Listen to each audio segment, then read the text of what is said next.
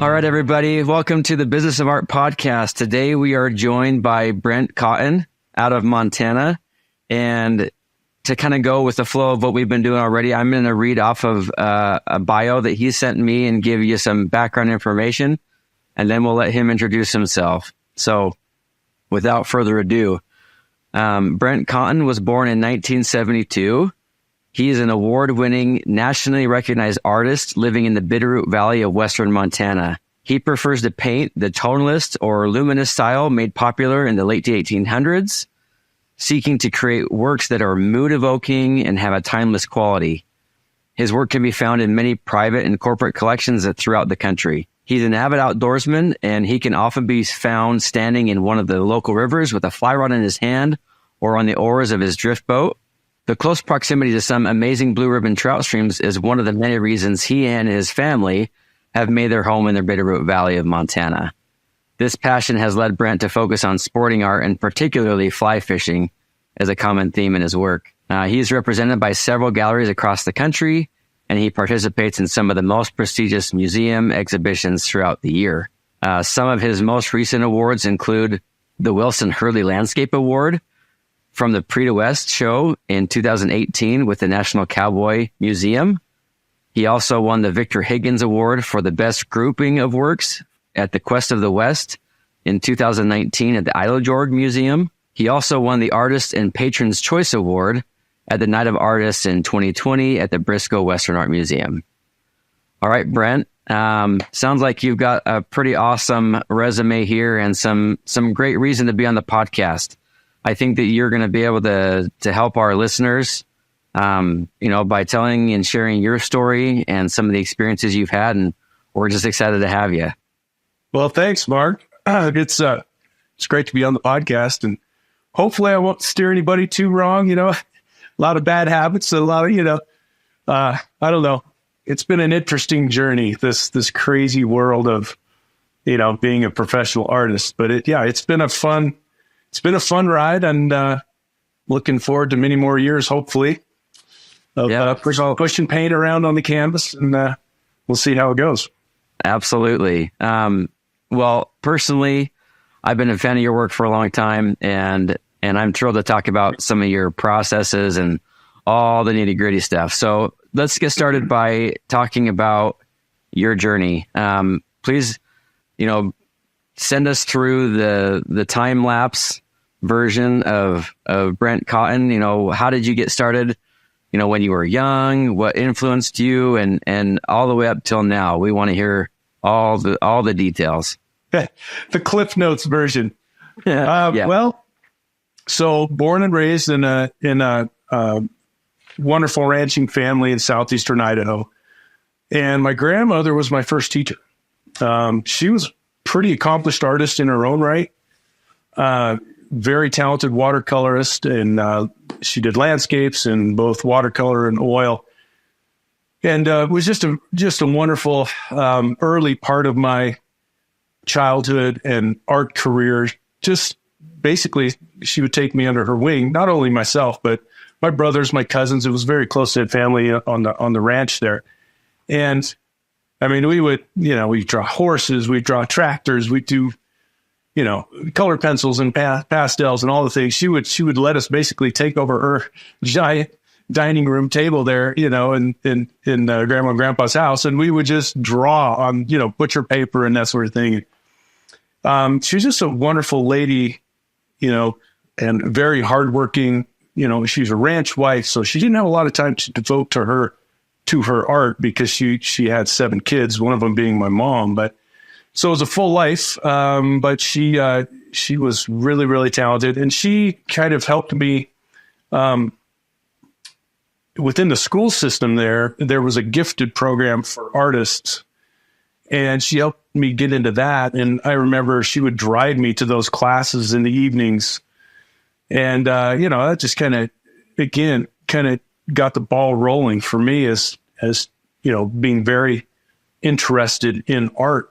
I didn't know a lot. We lived not too far from Jackson Hole, just right over the mountains, basically. So we'd go to Jackson and go through the galleries and the museums and that sort of thing. And very inspirational. Again, just kind of gave me that desire to try to learn and grow and emulate what I was seeing there, on the gallery and museum walls. And so those were formative years. And then my family, we ended up leaving the ranch. We moved to a little town in the middle of Kansas called Lindsborg. Wow. Little farming community there, settled by Swedish immigrants.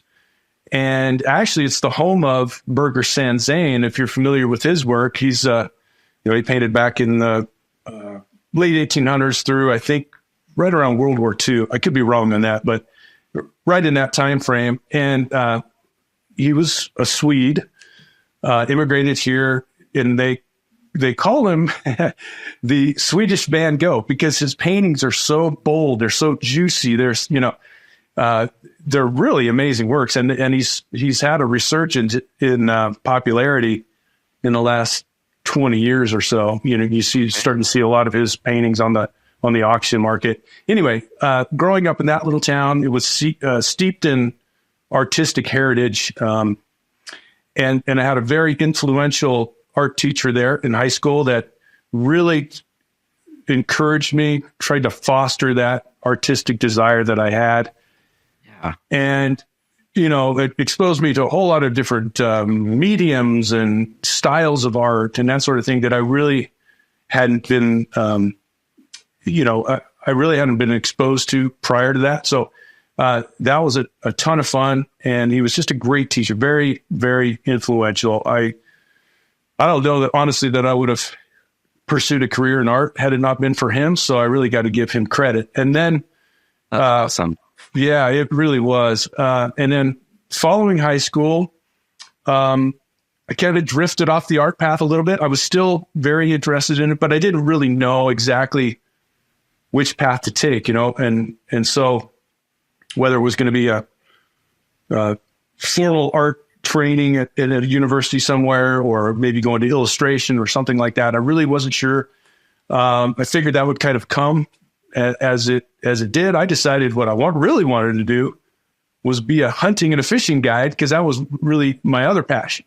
So I actually went to guide school in Wyoming and learned how to, pack mules and shoe horses and guide hunters. And then also, fly fishing was also a big passion of mine. So like I said, I kind of drifted off the art path, but I was still doing it on the side. I would sketch and I would paint a little bit, but and I was also doing a lot of carving. That, for me, the flat work I was okay at, but I struggled, especially with the painting.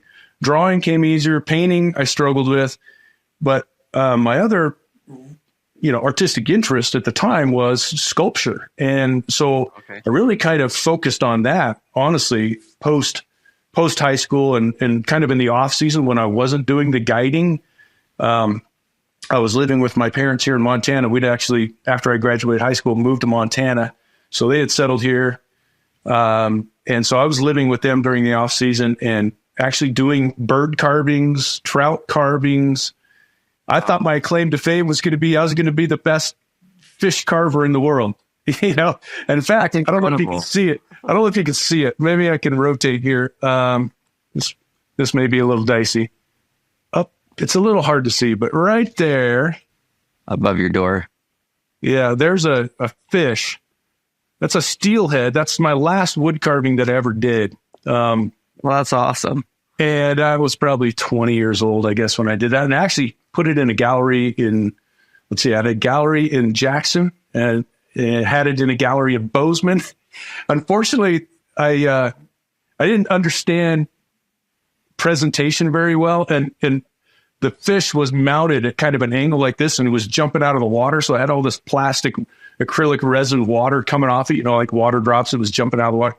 And all that resin was fragile. And every time the gallery would move it or dust it, they'd break a piece off.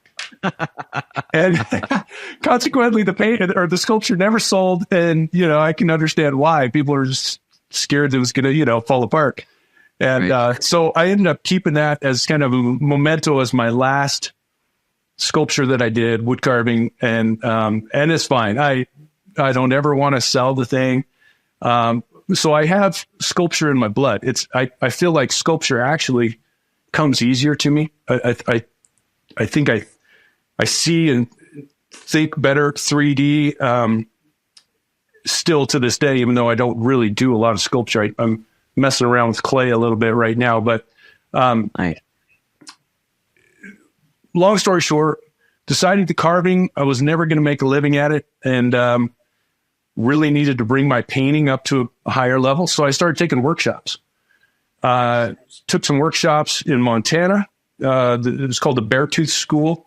It was out of Big Timber, and wonderful artistic community there. Jessica Zemsky and Jack Hines were the instructors, and they brought in other artists too, including some wonderful wildlife artists that I'm sure you're familiar with. Guy Koliak was one of them. Wow. I'm trying to think of some of the others that their names escape me. But anyway, I took those workshops, and I was actually really focused at this time on this point in my career, wildlife and Western subjects. That was really my focus. That's really what excited me.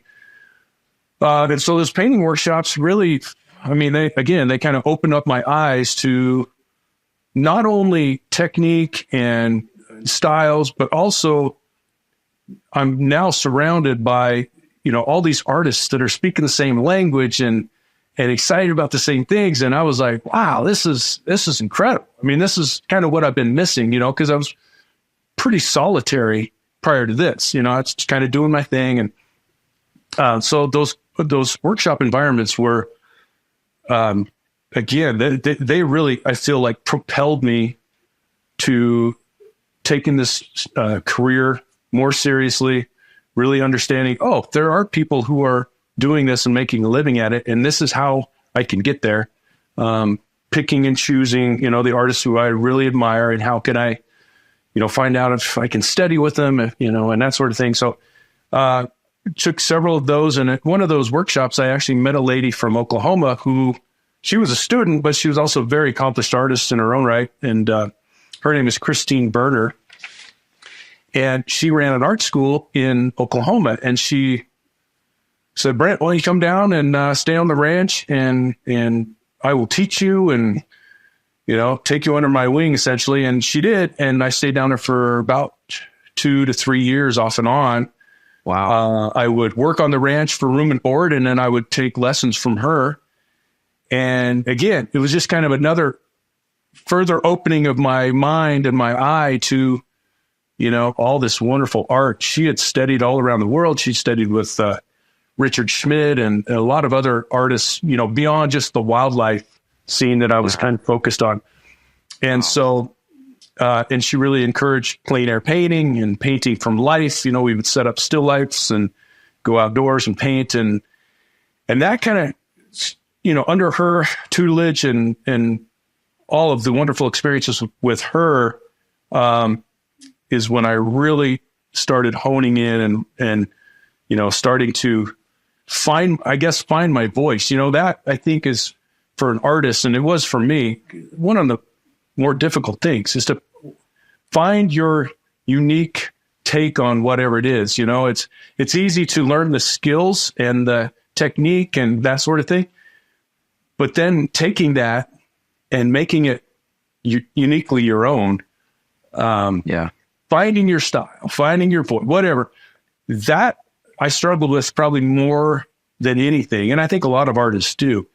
I would bounce from this artist to that artist to, I want to paint like this guy, or I want to paint like that guy, or what, I would go through little periods where, I was emulating this particular artist, and then I'd move on. And I think over time, I took enough information from all of those artists, and then my own experimentation and growth. And eventually, my style started to emerge, but it took a while. I mean, I don't know, several years before I feel like I kind of hit upon a path that, all of a sudden people were saying, oh, I can tell that's one of your paintings, Brent, and it's a great compliment. And it's, but it took a while. So fast forward after all those few years in Oklahoma, then I'm now kind of on my own, no more instruction. And I had a short little stint in Hawaii because I had a fellow artist who was living over there, and he was a struggling artist like myself. And he said, "Hey, Brent, come over, help me with the rent. I got a little condo by the beach." And I mean, who's going to turn that down, right? So I flew over there, and no kid.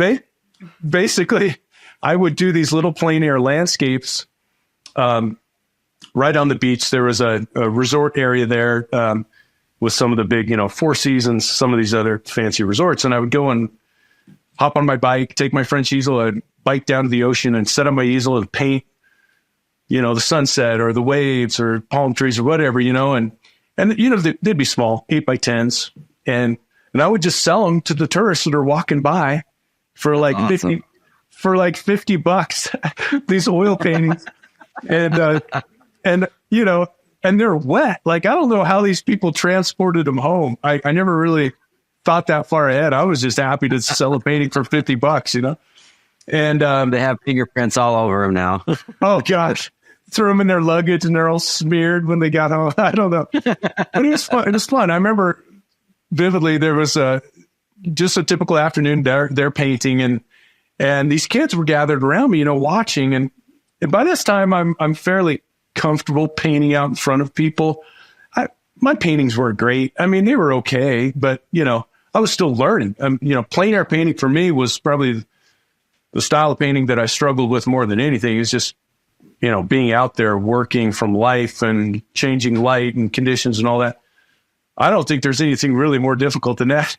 And especially if you got an audience behind you, and you're like agonizing. So anyway, these kids are gathered around me, and pretty soon their mom walks up, and the mom is Maria Schwarzenegger.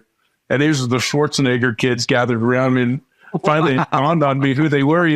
I was waiting for Arnold to come up, and he never did. I don't know. He was off shooting a movie or something. But anyways, that was cool. They didn't buy a painting, but let's see, I was there probably 3 years, I guess, total. Off and on. I actually met my wife. She was one of the passersby on the path as I was painting. Turns out she's a girl from Montana. She was over there living and working, and we just hit it off and ended up getting married over there and then moving back to Montana. But living there on Hawaii, once I met Jenny, we got married. I actually moved up off the beach, and I moved up on the slopes of the volcano there, Haleakala. This is on Maui. And we lived there for a couple of years, and every afternoon, the fog or the clouds would just settle in, and you'd just be immersed in this fog layer. Basically you're in a cloud. And wow. So as I'm doing all this landscape painting, I'm just noticing all the mood and, the light and all just that veiled mystery, because it's a far different environment than down on the beach in the sun, right? So now all of a sudden my paintings, instead of bright and colorful and cheery and beachy, now they turn into this moody, misty. At the time, I'd seen tonalism and luminism and all those types of, painting schools, but I really didn't think about it too much until I started painting that, that moody landscape. And then I started to think, I really like this mood and this mystery that, this type of lighting effect is creating. And fortunately, the paintings that I was doing, those were the ones that really took off. Like it really resonated with people, that type of mood and light and drama. I feel like when I started kind of hitting my stride is when I started honing in on a more tonal type, approach. And couple that with, I'd come over and spend summers in Montana, and as terrible as they are, those forest fires and all the smoke and everything, it also kind of reinforced all that kind of hazy, moody type of atmospheric landscape that I was really drawn to. So, I was out painting in that smoky haze. Not great for my lungs, I'm sure, but I was out there doing it. And I focused pretty much on plein air painting for a good number of years. I would do the occasional studio piece, but I didn't really have a studio. I was just kind of making do with it, like a little spare bedroom and that sort of thing. But so it was tight. So my preferred way of working was to just go out and paint outdoors. And eventually we moved here to Montana in 2004. I now have a dedicated studio space and you know, deadlines and all that sort of thing is kind of forced me to do more studio works and less plein air. I honestly probably get out and do maybe 4 or 5 plein airs a year. That's it. I don't paint plein air anymore. And I want to, I should, because I feel like, being out there and working from life, there's nothing better. You can work from photographs and I do a lot, but I feel like the knowledge that I built from those years of doing almost exclusively plein air has allowed me to now come in the studio and work from photographs and from memory or sketches. You know, I'll do little, pen and ink sketches, or if I do a plein air, typically what it is anymore, it's not a finished piece. It's to go out there and just capture color. I'll just do color notes. I'll do like real 6x8s, and because a lot of times, for the type of work that I do, the light is fading fast. I don't have time to do even an 8x10 sometimes. So I just need to get little color notes on a canvas, couple that with some photographs and hopefully decent memory. And I can come back and I can, recreate something in a studio that hopefully reads well, and it reads as authentic, doesn't look, like it was painted from a photo, that sort of thing.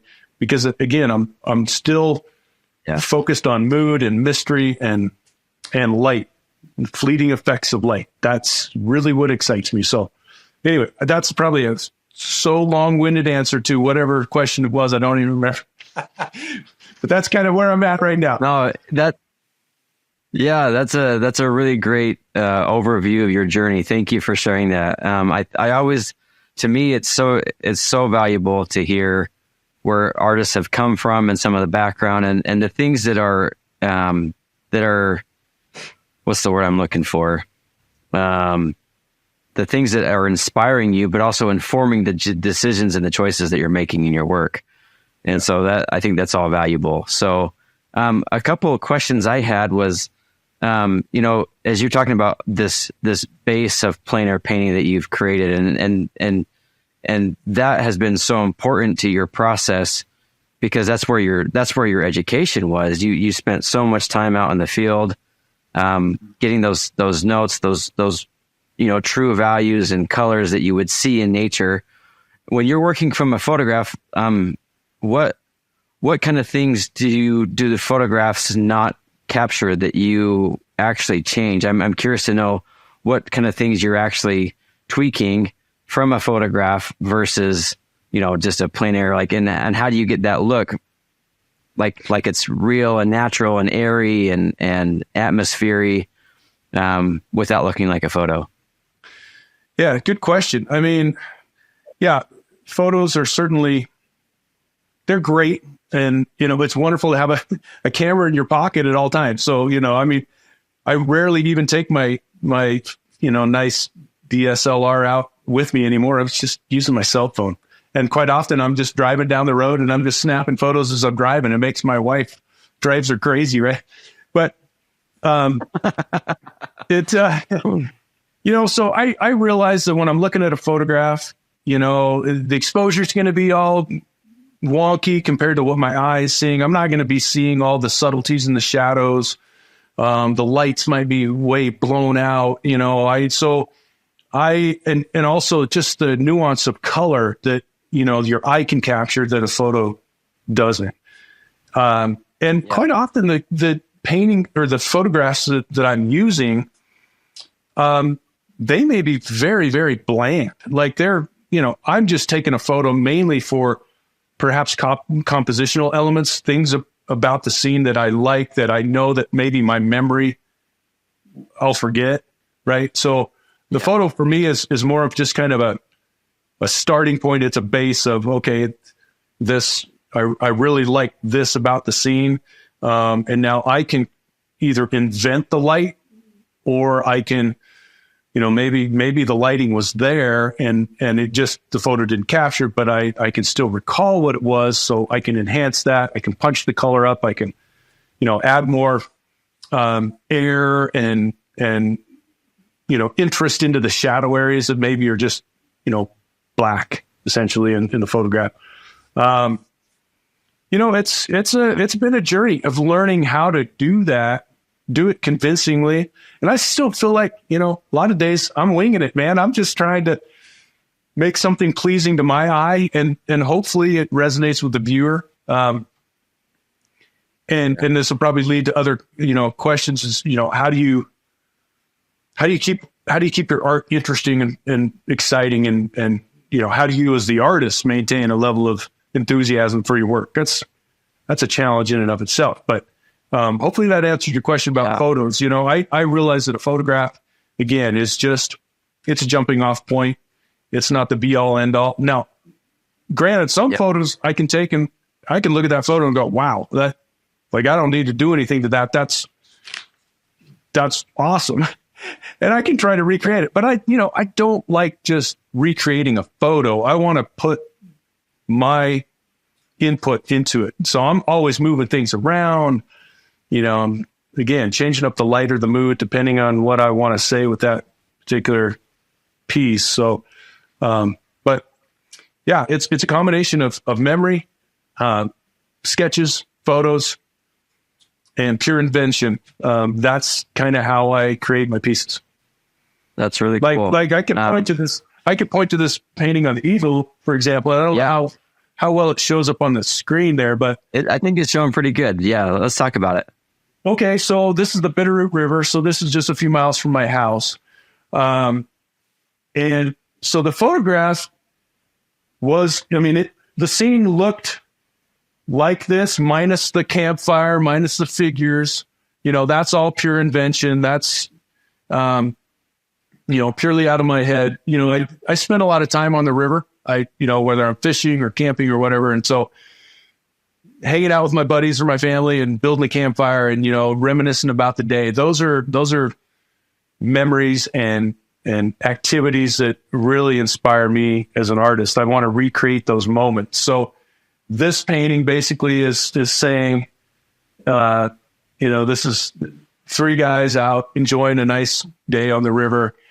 Or maybe not such a nice day if you look at it. It's kind of cold and nasty, but at least they got a nice warm fire to huddle up next to you. But But this one, the photograph, I could probably pull up the photo and show you what it looks like, and you could see that how I've varied it. That might be something interesting to do. Maybe I could send that photograph to you, and you could post it, superimpose it, or somehow it might give the viewers kind of an idea of how I take my photograph and how I change it, or, add the mood or whatever. Yeah, I'll definitely have that attached at the bottom of the podcast. So yeah, I think that's valuable, because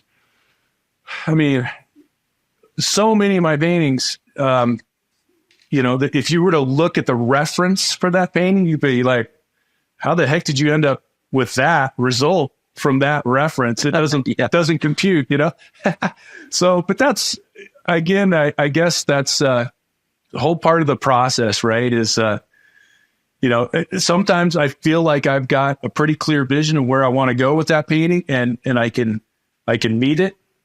Other times the vision, the end result is a little nebulous. It's a little fuzzy. I don't really know where I'm going with this painting, and I'm almost kind of letting the painting kind of direct me along.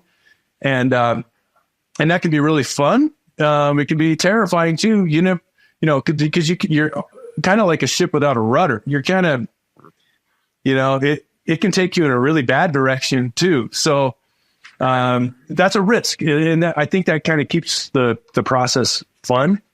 Because I know that there's an element of uncertainty with where I'm heading.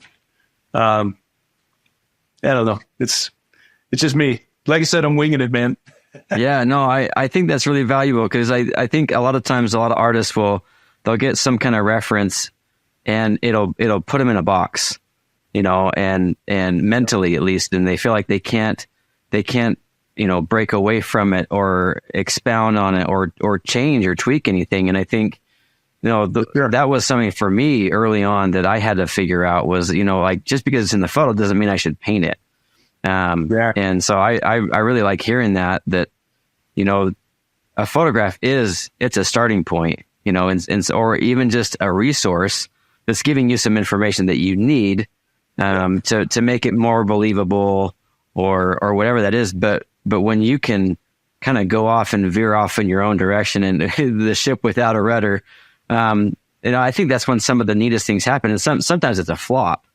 But I think the fact though that you have that freedom to fail, and the nice thing is that it's not a failure until, you like throw the painting in the garbage and burn it or something, Right. You can scrape the paint off and rework it. It's not over till it's over. And so I think that's a valuable thing to talk about with the audience. It is. I mean, I feel like it's pretty easy as an artist, once you've kind of hit upon a style or whatever, it's easy to kind of just stay in that same rut. And I don't always say rut, that's probably too strong a word, but you stay in your comfort path, right? And that's what you want to stay in. And it's hard to deviate from that. But yet at the same time, I think it's healthy for an artist to try to push yourself and grow. And growth is going to come with some of those failures. That's just part of life, man. And art is no different. I think some of my most successful paintings have been the ones that, wow, it was a battle, and I wasn't sure I was going to succeed on the other side. And truly, I mean, I have thrown paintings in the garbage, and my wife has dug them out and said, "You're not going to throw that away. You're going to, attempt to fix this." And so I'm maturing as an artist. What I typically do, if I'm really struggling with a piece, and I'm not the type of artist that can look at it and analyze it, with such a wonderful artistic, cerebral, intelligent approach. I'm more instinctual. So I'll look at it and go, man, I really have no clue what's bothering me about this piece. I can't really figure it out. I'll have my wife come in. She's got a great eye. She can look at it, and a lot of times she'll be able to say exactly what's maybe bothering her. But what I found pretty valuable is just take that painting, turn it around, lean it up against the wall. Don't even look at it for several weeks or whatever. And then flip it around. And usually I can pick something about it that maybe I hadn't seen because I had tunnel vision, when I was working on it before. But I think that don't be afraid to fail. Don't be afraid to experiment. I'm always trying, new subject matter. I mean, that in and of itself is going to really push you and challenge you. So, I'm trying that. And I think as you grow, your skill set grows, you're going to naturally want to try some things that maybe you've been hesitant to try before. Yeah. Like it's for me and portraits. Portraits are not my thing, but I do them and I'm wanting to get better. So, and same thing with wildlife. And now wildlife again was kind of my first love. And then I moved away and moved kind of strictly into landscapes. Now I'm wanting to do more wildlife again. So, for me, it's been a bit of a challenge. I got to get my skills, back up to that level, try to, see what you're doing is so inspiring. I want to try to see if I can, get back into that, level of skill again, with that subject. And so, I think it's just healthy as an artist to do that. You really need to. If for whatever reason, I'm just not feeling in the painting mood, man, there's no better recharge for me than to just get outdoors. Just get out, go fly fishing. I'm an avid hunter too. I like to get out. I get some of my best ideas, when I'm sitting in a tree stand or I'm, hunting elk or whatever, I want to be out there immersed in that. And I feel like I need that again to add that authenticity to my work, and also recharge the creative battery. You need to do that. It's hard to be stuck in the studio for months at a time as you're preparing for a show or whatever. And man, after that's over, I don't even want to step in my studio for weeks. I just want to get out and recharge. I'll lock the studio door behind me, and I can't do that, obviously, realistically, but there are periods of time where I will take a few weeks off and go get jazzed again. You have to. That's awesome. It's interesting, as I've been interviewing some other artists, I feel like this is an ongoing theme where artists, it's really valuable for them to connect with nature. We're so stuck in our studios, and we're spending so much time kind of isolated and just cranking at the easel. Yeah. And it's so important that we get out and, you obviously do landscapes, and you're painting the natural world. I do wildlife, and others do wildlife or animals or, whatever that is, but it's outside, it's in nature. And it makes total sense that, getting out in nature is going to make a big difference as far as, keeping that drive alive and the excitement and the passion and just even a good recharge. It's easy to just get so sucked in and locked into that work. But if we don't take the time, even if it's just an hour, and get out and just go take a drive or see something pretty. Yeah. I see that for me is really beneficial. So it is. And I just in the last year, to recharge, and it's a totally different subject matter for me, but I've been really getting into golf. And so now I'm out on these golf courses. I'm taking photos. I'm like, oh man, I'm going to start my new phase of my career, Brent Cotton golf course painter.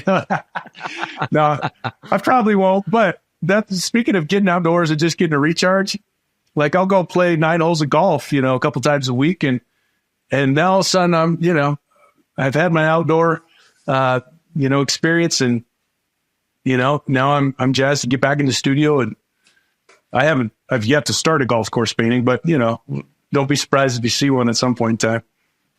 Yeah, we'll be looking for it for sure. some guy standing by himself fire on one of the greens or so. I don't know. That's a great idea. Yeah, and then you got a golf cart in the background, and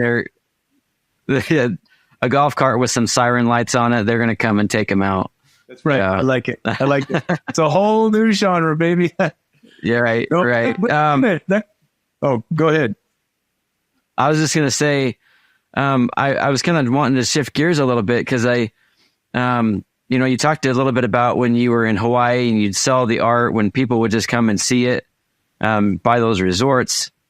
What are the avenues that you are pushing to sell your work? How are you marketing yourself? How are you getting your work in front of the right kind of audience that can purchase it? That's a whole new kind of a conversation of my progression as just a wet behind the ears.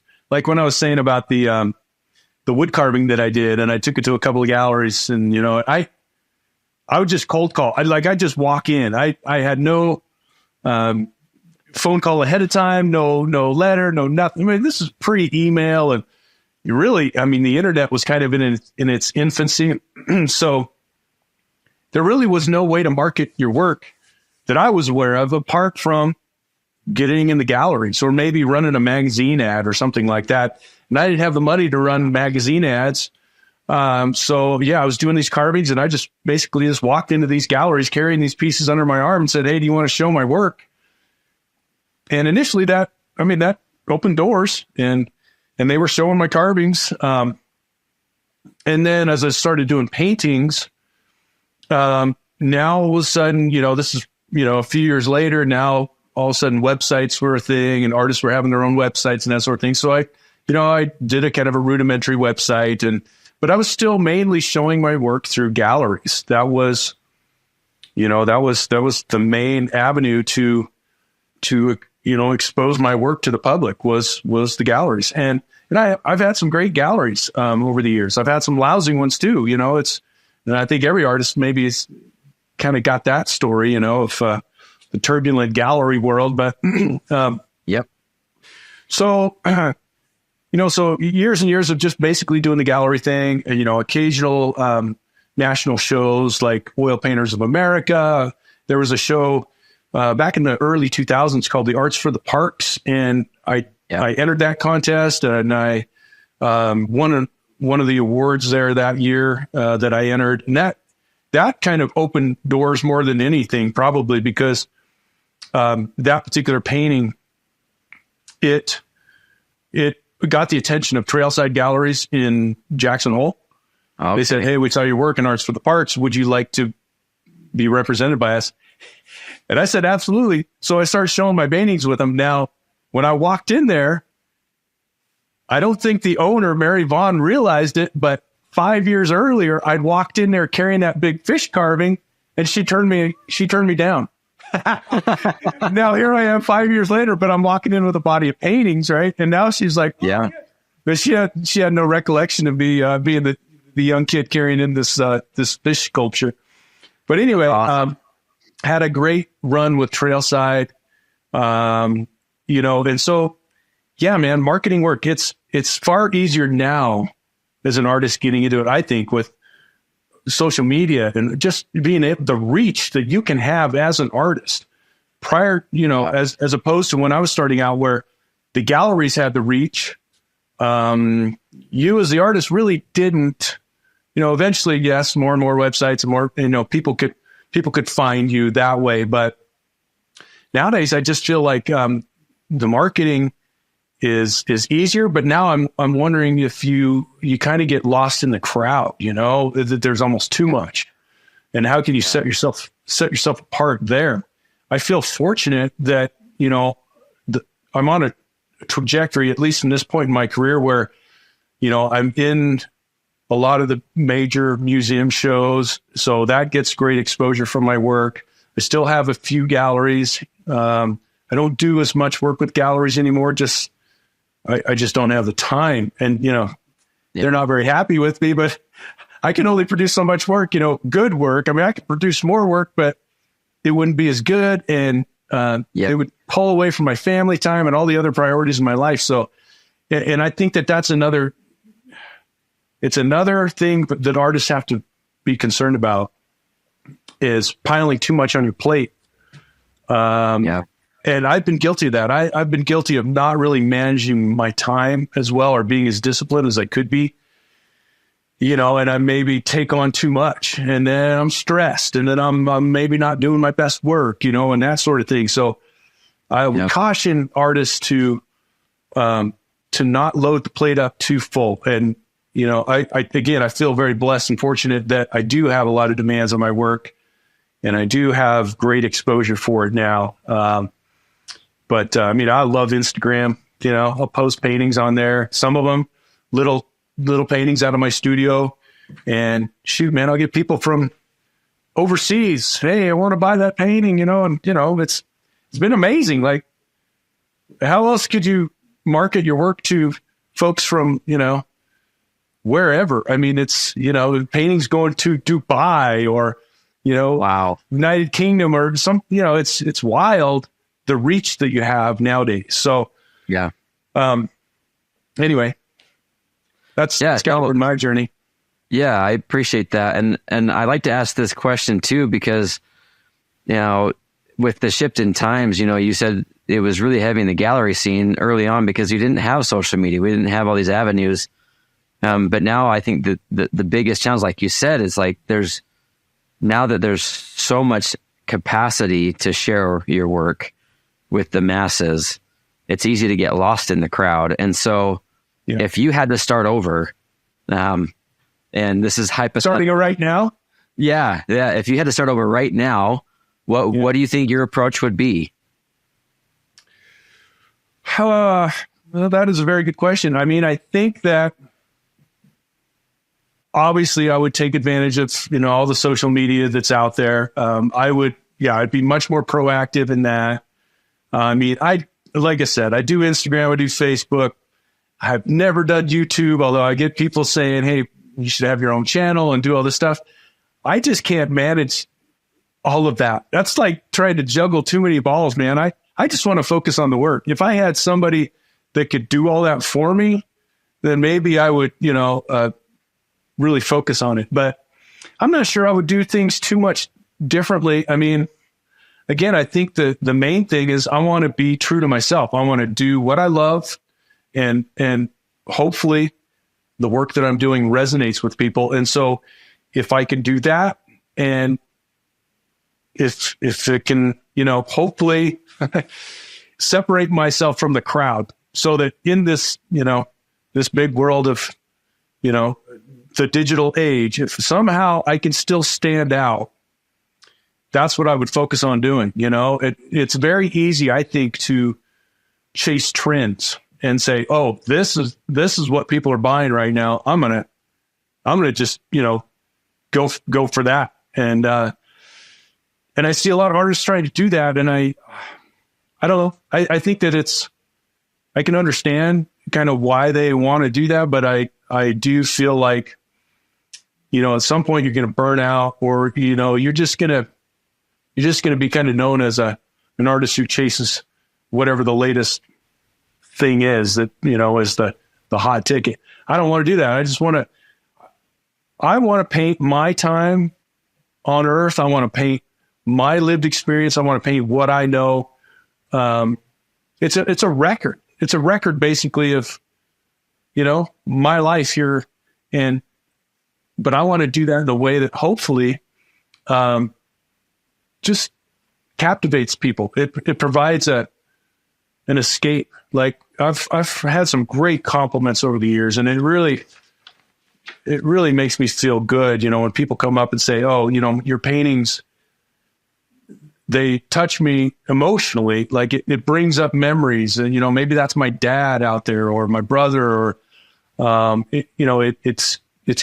it's captivating, but it also provides solace. It provides, something to, again, kind of escape into after a hard day's work. You come home and you look at the art, and it feeds your soul. For me, there's no greater compliment, as an artist, to have that kind of feedback on my work. And, for a lot of years, I never had that feedback because the work is being sold through galleries. I never had the interaction with the collectors one-on-one, or very rare. Yeah. And now, I have much more ability, whether it's, email, digital, social media, whatever, or just in going to the shows and interacting with the patrons, which I really, really enjoy. I love to get that, the feedback and what they're feeling about the works, and it's really gratifying. So, yeah, it's. So, as far as getting into some of these shows, you said you're in some of the best, museum shows and things like that are across the country. What's that process been like for you to get into those, and what does that look like for somebody? Well, speaking for myself, I think mine's been a little bit unique. The Prix de West, which was kind of go back in time to when I was studying in Oklahoma with Christine. She took me to the Prix de West in Oklahoma City. Yeah. I'd never been there. I didn't even know what the Prix de West was. And maybe some of your viewers don't know what the Prix de West is, but it's the longest running Western art show, invitational art show. Most prestigious, I would say. I mean, there's a lot of great museum shows out there, but they were kind of the first, and still, for me, that's the pinnacle. And so when I went there with Christine and I saw, the amazing venue, I saw the incredible work, I set it as a goal. I said, hey, I want to be in this show, some point in my life. And I got the call. They actually invited me, as opposed to submitting, which is the normal process, I think, for a lot of the artists you actually submit. But I think they do. I think they do reach out to a fair amount of artists too.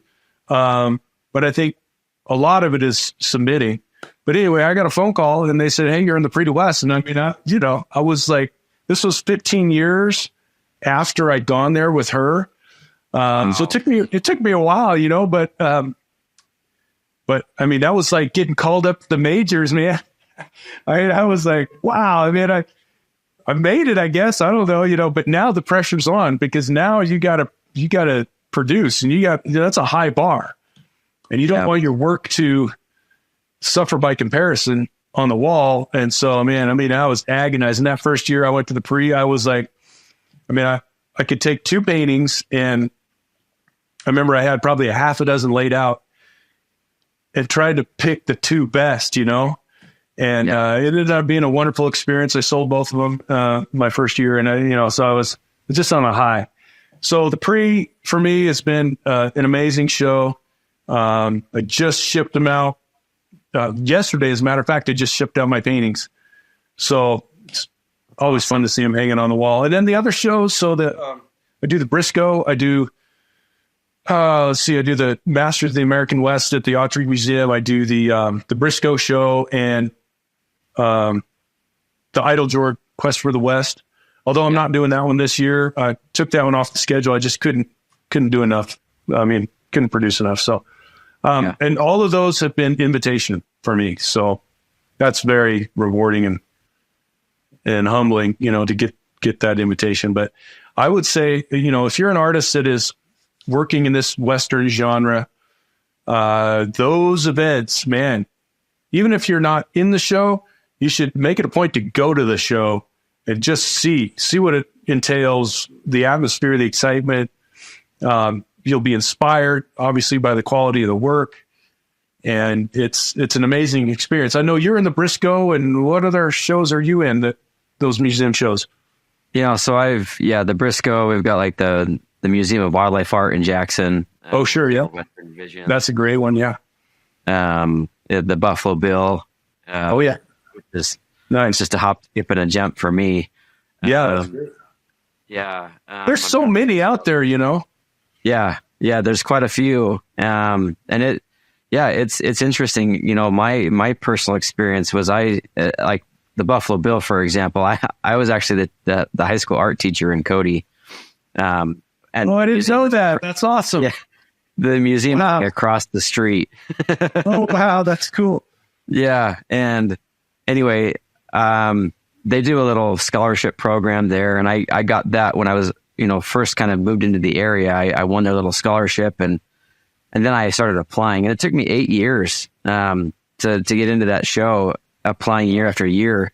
But I think it was an interesting situation because, you know, I was just a local, you know, high school art teacher for the longest time in their eyes. And so it just didn't equate. And it was after I got into the Briscoe in Texas that I actually got accepted into the that's Bill. interesting.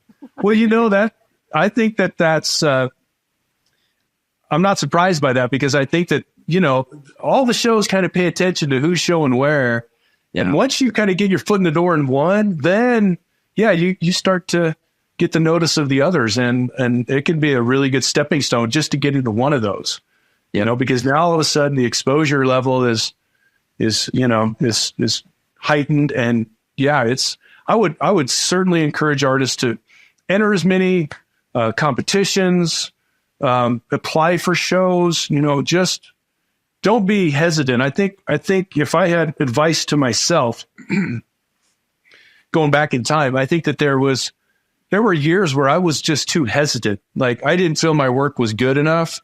And, you know, I was very self-critical. And I know that, I mean, looking back, my work really wasn't good enough. So I was right in thinking that. But I think if I could have stepped out a little bit and not been afraid to face a little bit more rejection, I had to develop a little thicker skin. I had galleries reject me early on. I can remember when I first lived on Maui, I put together a portfolio, you know, an actual, like, you know, flipping the pages kind of portfolio.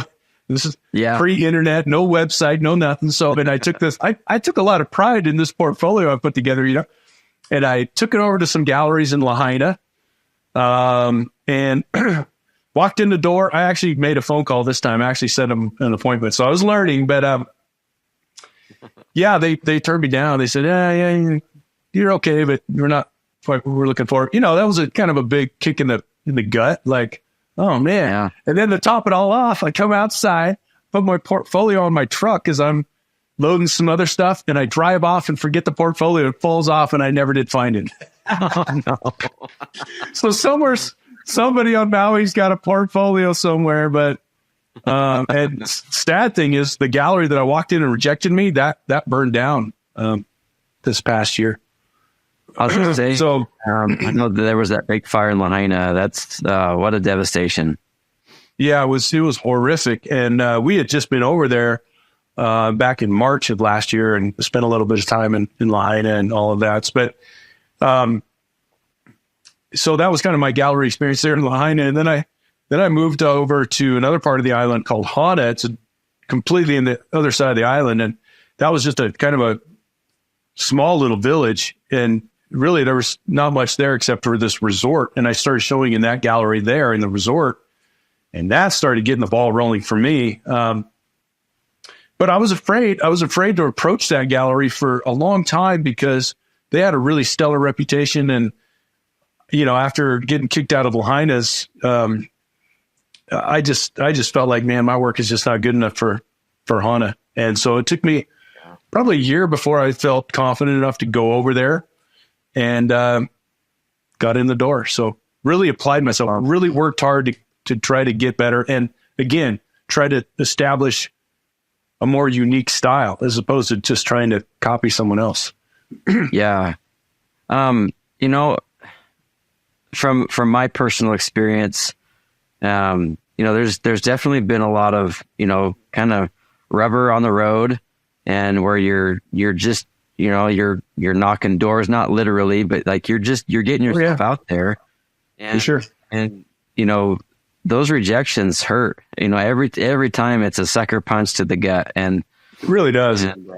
And you kind of run away with your tail between your legs, and it takes a while to kind of recoup from that, but it's so important that you don't end on that. If I were to go back and just, throw in the towel, and like, it's crazy how much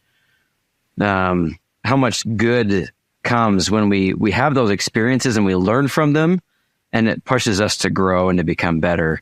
And I think that, any kind of an artist who really wants to make this a profession is going to have to, develop that thick skin and not take everything personally. I think sometimes when you get rejected from a gallery, it's not because your work isn't the quality. It actually is because it's just like they've already got other artists that have work maybe similar or in the same genre, and they're not looking for a landscape artist or a wildlife guy. It makes total sense. It's hard to know. Yeah. So no, that's valuable. Keep going.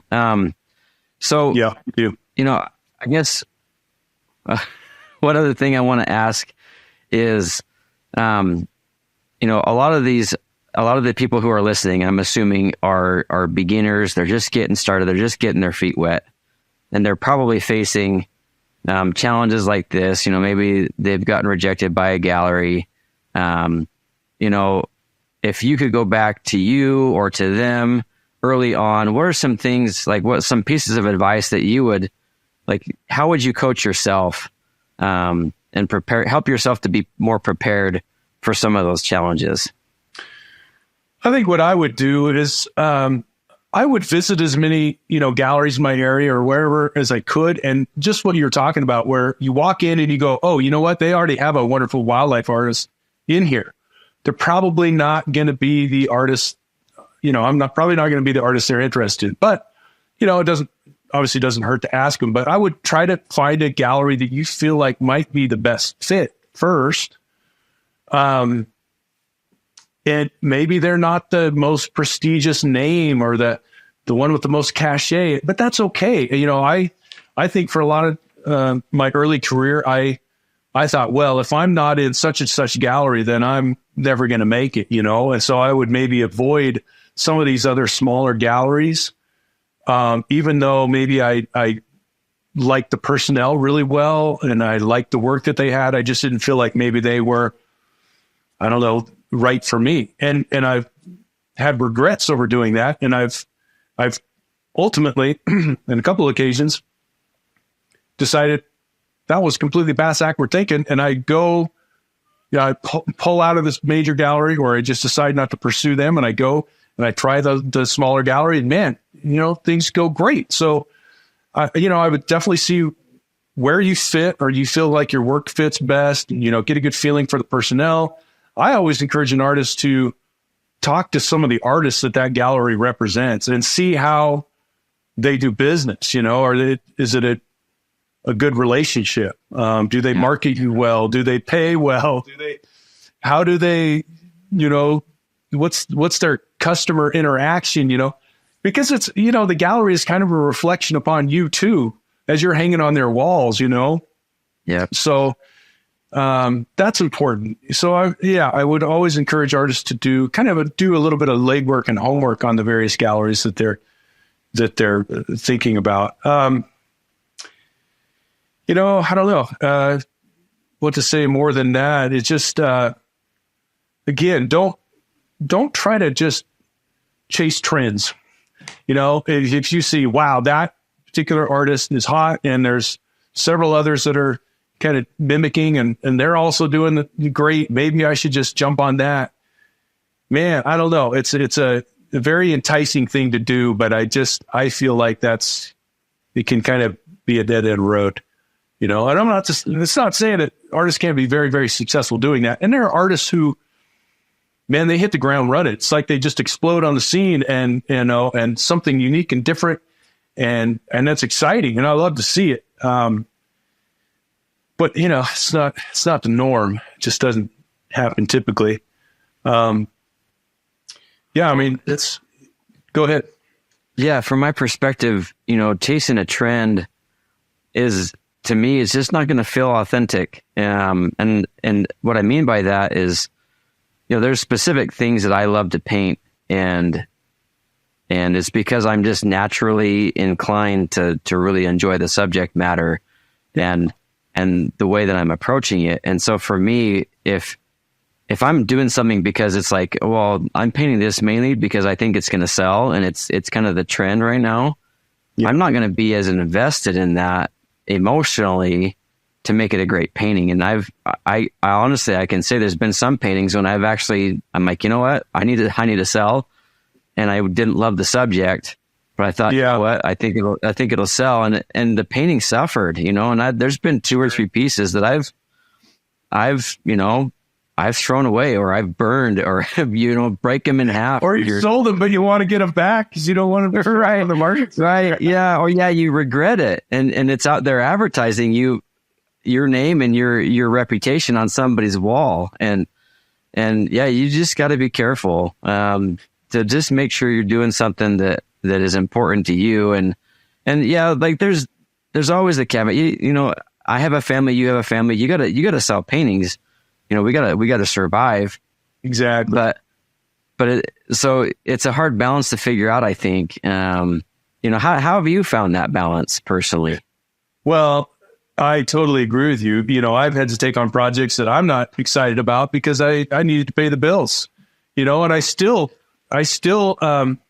occasionally will do that because it's maybe just too good of an opportunity to pass up, even though artistically I may not be as excited about it. And I, like you, never feel like I do my best work on those types of projects.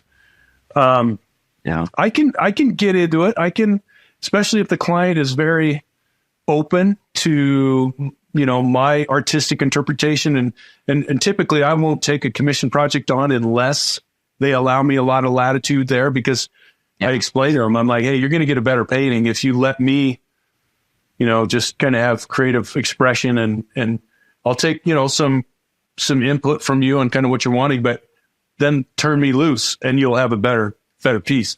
And most clients are very receptive to that. But juggling that artistic integrity, wanting to do what you want to do, pursuing your passion and all that, and balancing that with reality of life, and you've got to pay the bills. It can be challenging. There's just no question about it. I'm not independently wealthy. I still have to sell paintings. But I try to again, produce work that if I feel like I'm putting my best out there, because I'm passionate about it, I feel like I'm going to find an audience. Sometimes it takes a while. There's paintings that I've loved that have sat in galleries for years. There's paintings that I'm not too crazy about and they sell quick, so you never know. I've given up trying to predict what's going to resonate. I just know that I feel like, again, if I do my best, and I realize I'm human, I'm not going to hit a home run not every painting is going to be a masterpiece. But if I can strive for quality, and not settle for just knocking them out, pumping them out to meet demands, then I feel like, I can sleep at night as an artist. I'll be like, yeah, I let that thing go out the door and I'm relatively pleased. Again, you're probably like this too. I'm a really hard critic on myself. I never am like, wow, that's a amazing painting. I'm always like, well, I could probably done that better, or maybe I could, because I'm always pushing and trying to grow. So yeah.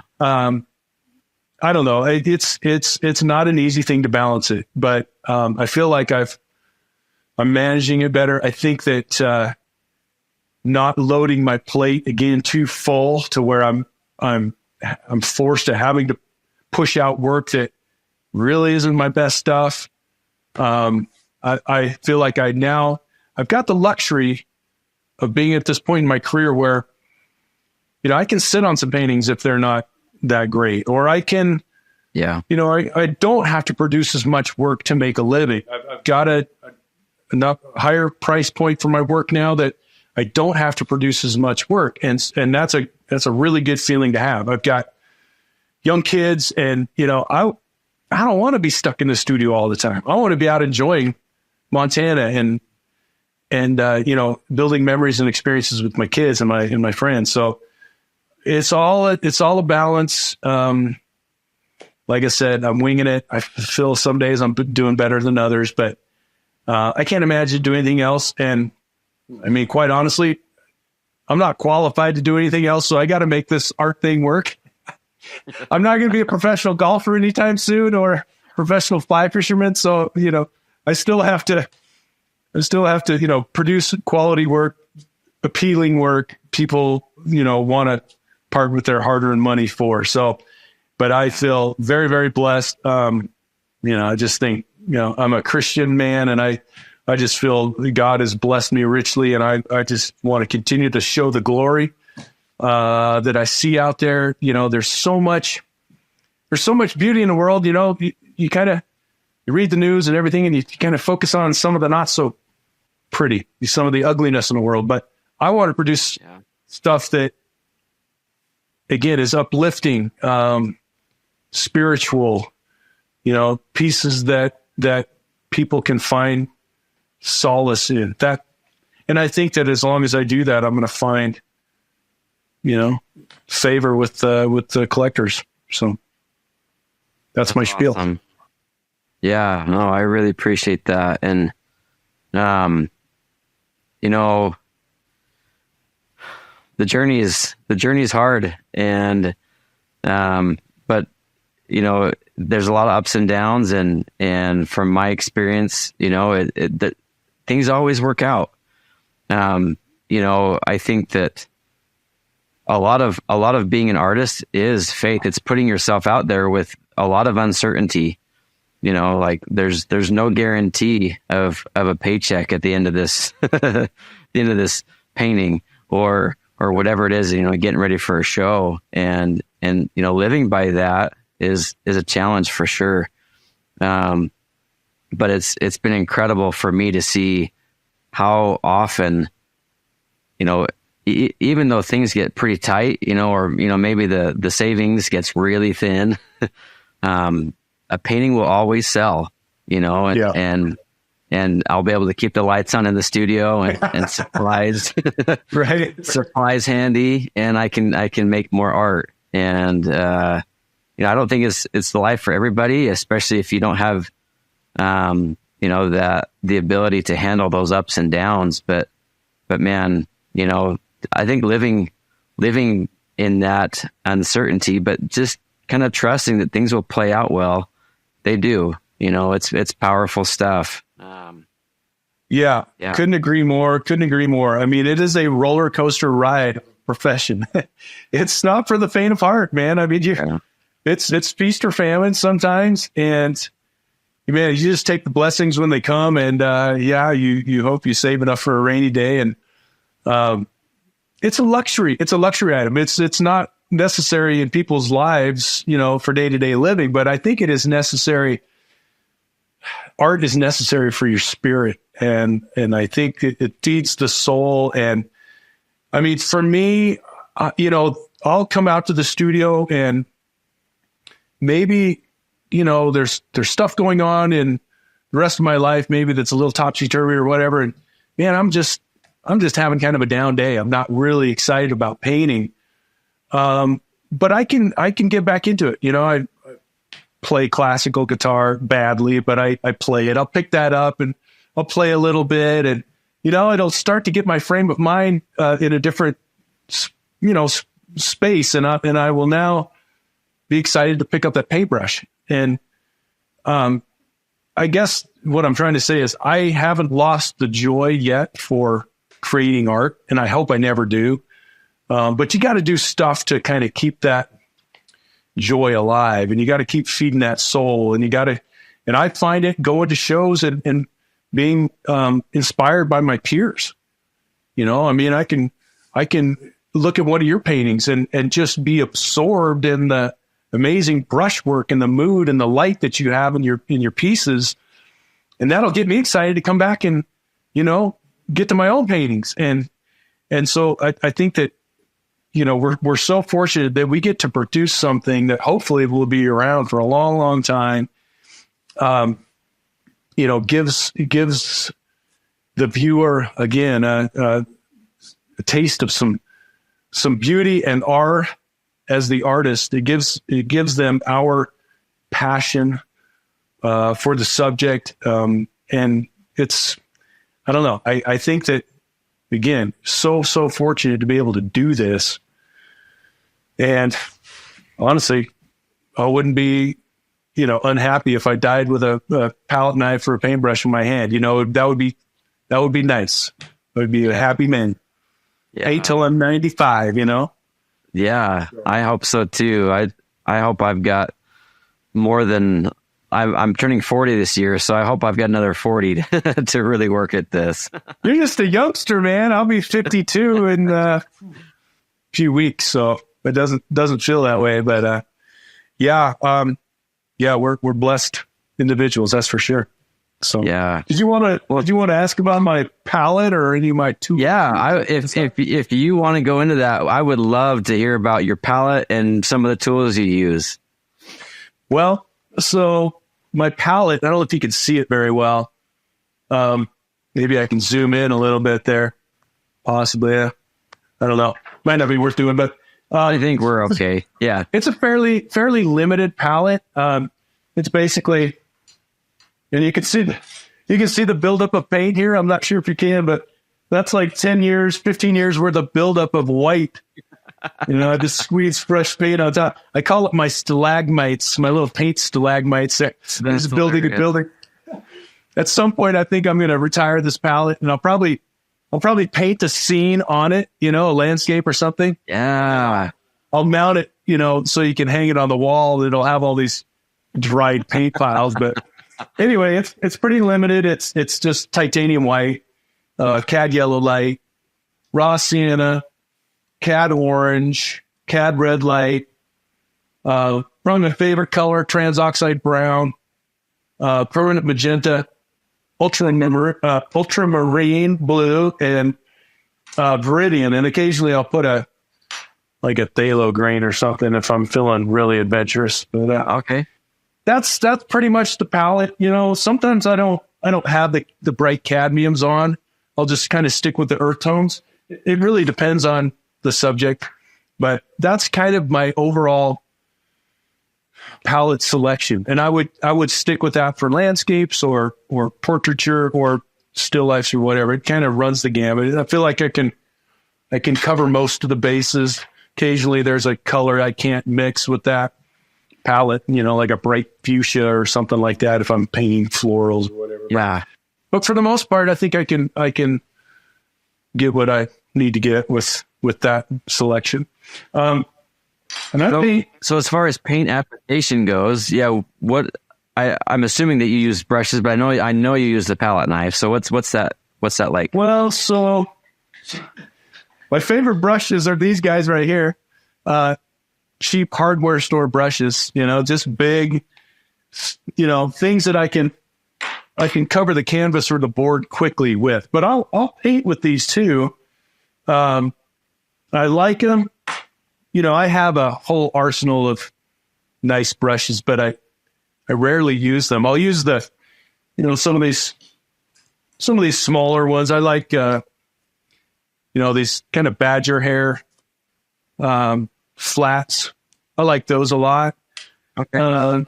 Nice. And then just my small, liner brush, some of the details.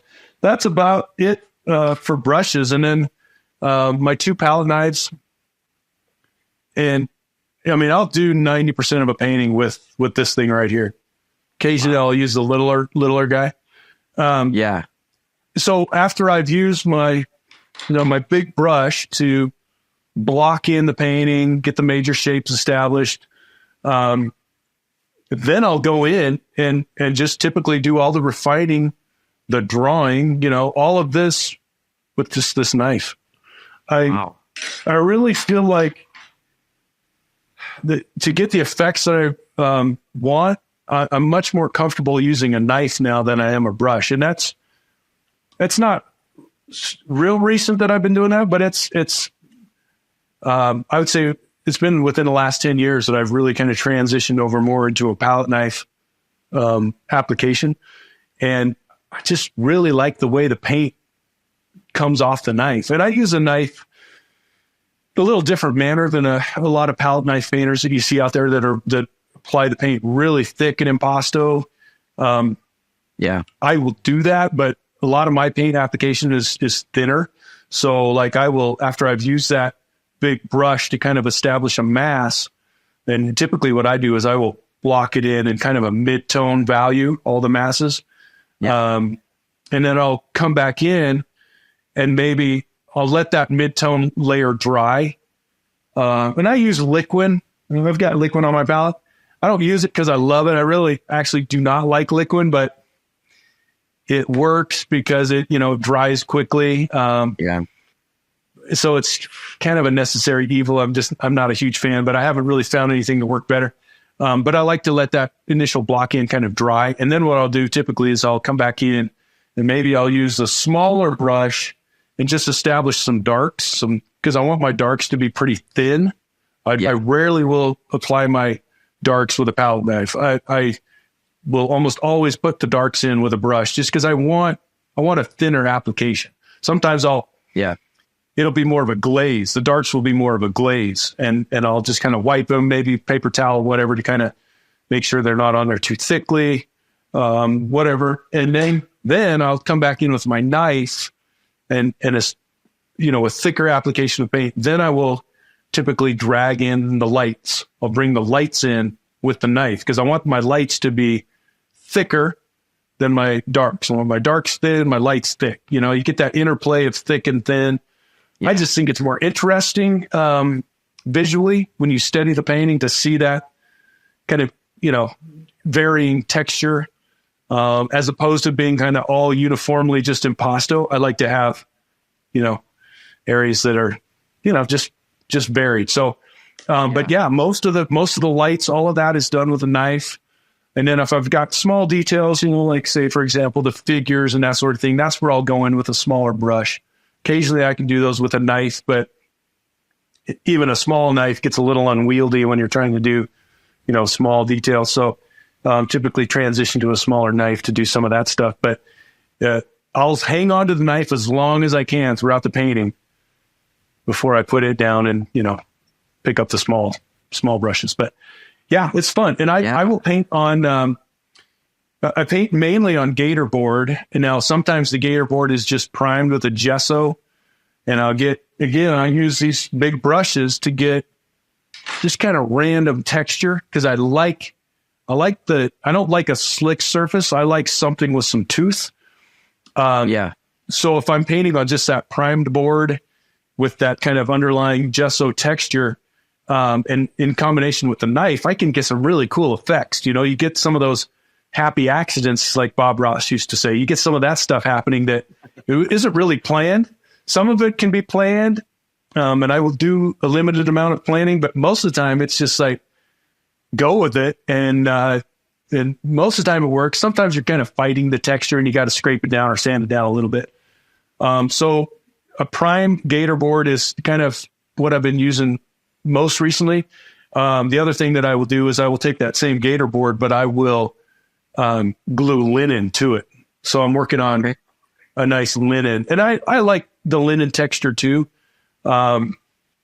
Anymore though, I'm kind of enjoying more of the just the primed board with the random texture. I kind of am gravitating to that, but working on linen is nice as well. So that's kind of my a quick rundown of kind of a basic painting method. A lot of times, after I've got that initial block in, I've got my darks established, I'm doing my lights.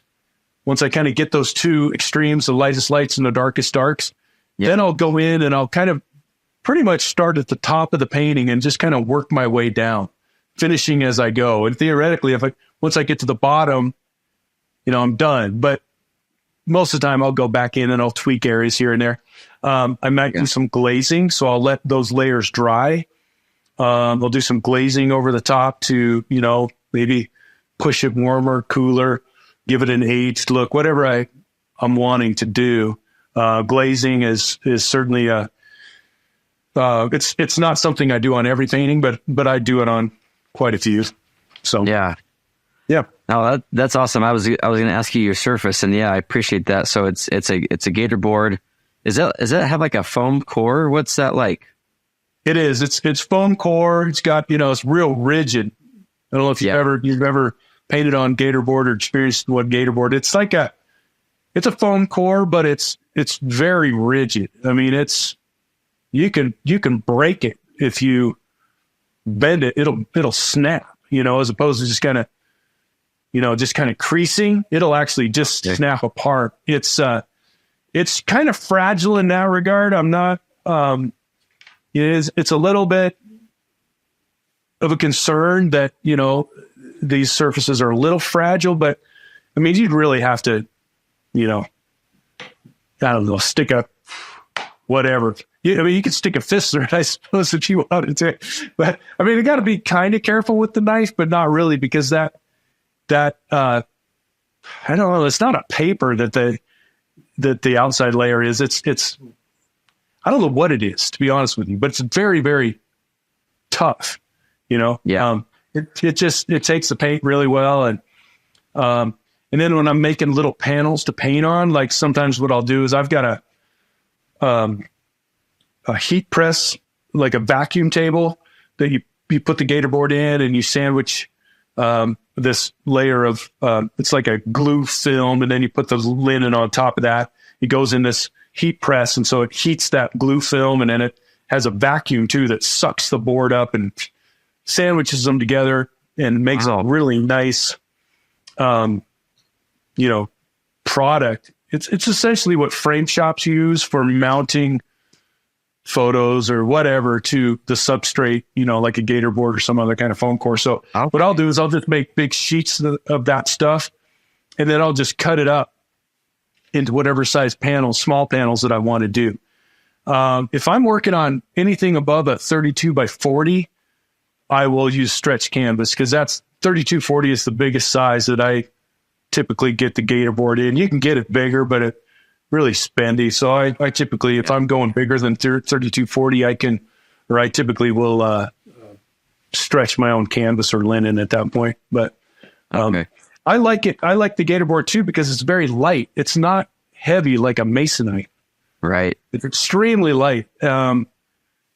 And again, I said it's rigid. It's very rigid. It just for working with the knife, it just takes the paint really well, because, there's no bounce, there's no give, which like a stretch linen, that's not a bad thing. I can get used to that too. I'm just used to having a rigid support to paint on. I like that better. And I like the ability to be able to scrape it off if I need to. So, yeah, that makes a lot of sense. Yeah. That's so helpful. And I think,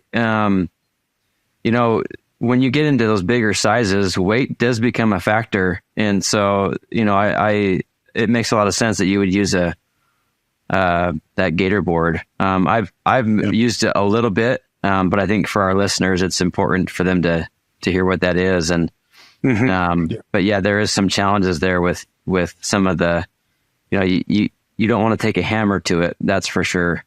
No, and you got to be careful. Like if you're, if you drop one side on the ground, you could chip a corner off, that can happen too with masonite, that's kind of the nature of the beast. I suppose a birch plywood would be a better solution. It's a little tougher probably, but but anyway, I've just really enjoy using that masonite or the gator board. I like it a lot. Yeah. Well, thanks for sharing that, and thanks for your process and your tools. I think a lot of people, when they see what us artists end up actually using for our tools, it's like, oh, that's all, like those big industrial brushes, it's like, you don't really need anything too fancy. If it gets the job done, it gets the job done. That's exactly right. So that's exactly right. It's inspirational. You don't need to break the bank to get everything you need to get started. No, I will say, however, that these are my most expensive items right here, because I used to use the cheap, palette knives that you would buy that have a little weld right here, and I would snap them off. They would break. So I would break 2 or 3 of those knives a year, and I'm like, what is going on? So eventually I invested in these knives, which are made by Holbein or Holbein. I'm not sure how you pronounce it, but they're phenomenal. And yeah, they're pricey. They're going to run you maybe $50 for this guy, and I don't know, $35, $40. But I've had them for years. I've never broken one. I will, as I use them though, I will tend to kind of wear a kind of a concave edge, because I paint on a glass palette, and I'm constantly scraping, Number one, it gets them razor sharp. You got to be very careful as you're using them, because I've cut myself, but it also kind of wears that kind of concavity. And then as I'm going to put the paint on, it just doesn't lay out nice. So I'm constantly, not constantly, but occasionally, a few times a year, I will have to grind that edge down and get a straighter edge. So I just take it out to my whetstone, and so this knife used to be bigger. The tip was probably that much bigger, and it was probably wider. So it's getting smaller. Pretty soon it'll be the size of this guy, but it'll be a few more years. But I would say, if you're going to try palette knife painting, eventually you're going to want to invest in a really quality knife. I think Liquitex makes some really good knives too. I saw somebody on Facebook say they make a really good knife that also does not have a weld.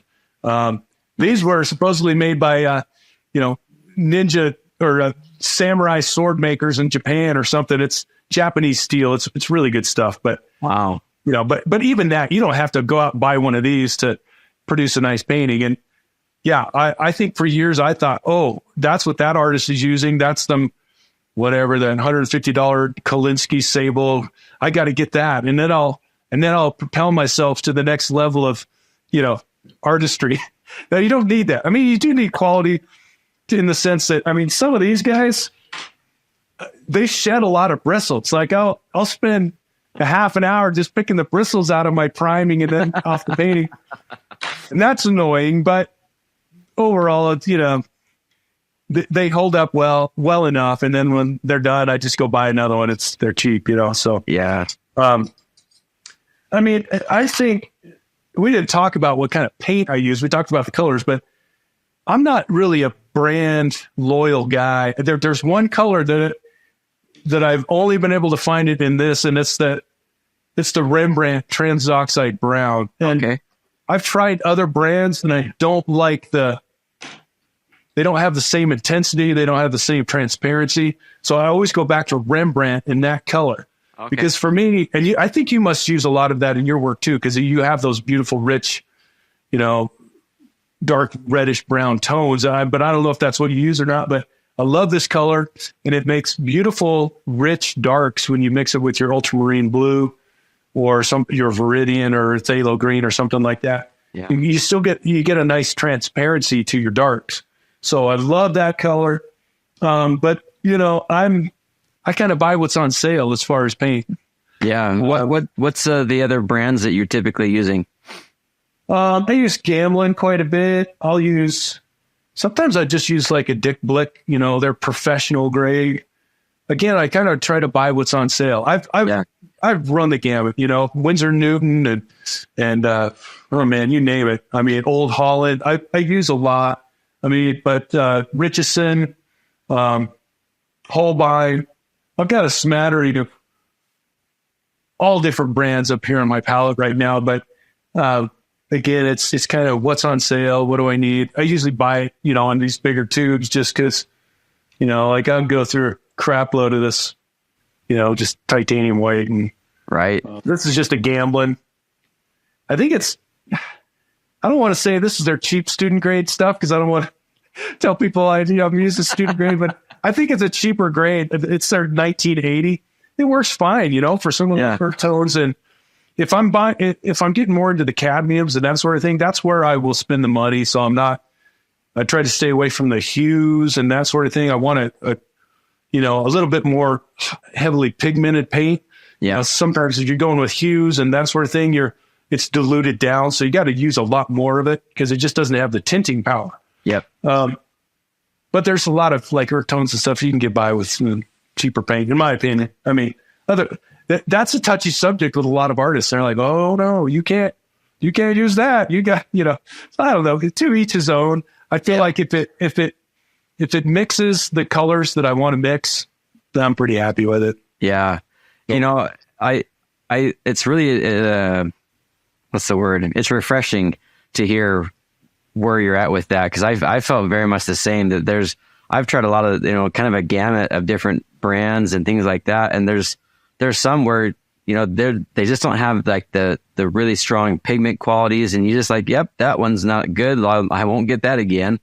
Yeah. But yeah, I've got 3 or 4 brands that I kind of go in between and mix and match. And it's not that big a deal. And I think most importantly, you want to make sure that you've got light fastness and that permanence of color is the biggest thing, that it's going to last over time, but besides that, whatever works. Yeah, absolutely. And there's been a couple of colors, that I've eliminated from my palette just because of that light fastness issue. I mean, I don't know that I'm probably not going to see much degradation within my lifetime, but maybe in future generations might. So like some of the stuff, I guess alizarin, straight up alizarin is supposedly not that light fast. I mean, I guess there's an alizarin permanent that is better.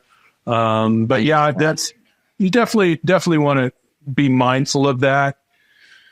Some of the yellowing of colors, some of the, like some of the whites and that sort of thing. If you're, I don't know, I feel like titanium white is probably going to be pretty good. I don't know that it yellows much over time. But I'm not a scientist when it comes to that sort of thing. There's a lot of artists that really delve deep into the science of paints and pigments and all that kind of stuff and can really, talk scientifically about it. Me, I kind of just buy what works and stick with it. So yeah, that's it, man. No, that's awesome. Hey, thanks so much, Brent. I really appreciate you coming on here. And I think that this conversation that we've had has been extremely valuable to a lot of people. And I'm hoping that they've been taking notes. And if somebody, is looking for you, like, do you teach workshops? What's the best way to find your work? All that kind of stuff. Oh, thanks. So workshops, I don't really do currently. It's something that I'm considering doing. I don't feel very confident as a teacher. I've done a few classes, and I still do one every year, but it's at a lodge here, not too far from my house. It's called Triple Creek Lodge. Yeah. this workshop is designed for collectors predominantly. There are some aspiring artists that do come, but it's a high-end lodge. It's mainly to kind of give the collector an opportunity or a taste of what entails creating a piece of art, so that they can go home, maybe appreciate their collection of art a little bit better. It's fun. Most of them are rank beginners. They've never picked a paintbrush up, or if they did, they were kids when they did it, so it's a challenging workshop, because I'm essentially, man, I got to tell them how to even put paint on the brush and how to mix, anything. And so it's exhausting. By the end of those 3 days, I'm just mentally exhausted, man. And, but it's fun at the same time. And they go home with a nice piece, which I paint most of the painting for them, but they can go home and talk about it with their friends and all that thing. So that's fun. I do get a lot of inquiries from artists about teaching, and it's very flattering, and I'm very humbled that they would want to learn, my bad habits. I don't feel like, again, would be a great teacher. People tell me that I'm wrong about that, but I just don't have the teaching experience. But down the road, I might want to do that. I see my battery's about to die, so I might lose you. It's something that I'm kicking around the idea of. Currently, I don't. And then as far as where can they find me? My website, cottonfinearts.com. You can find me on Instagram, just Cotton Brent, and Facebook too. So awesome. That's pretty much it. Yeah. Okay. Well, thanks again, Brent. And I really appreciate you being here, and all the best. We'll hopefully be talking again soon. Thanks, sir. It's been a pleasure, and best of luck with your work and your podcast. And I'll look forward to seeing what comes out. Okay. We'll see. Take care, everybody. Yep. Happy painting. Thank you so much for listening to the Business of Art podcast. We would love to have you join us every week as we interview incredible artists and gain insights from their personal journeys to success. If this has been valuable to you, please subscribe and share it with your other artist friends. We'll see you in the next episode.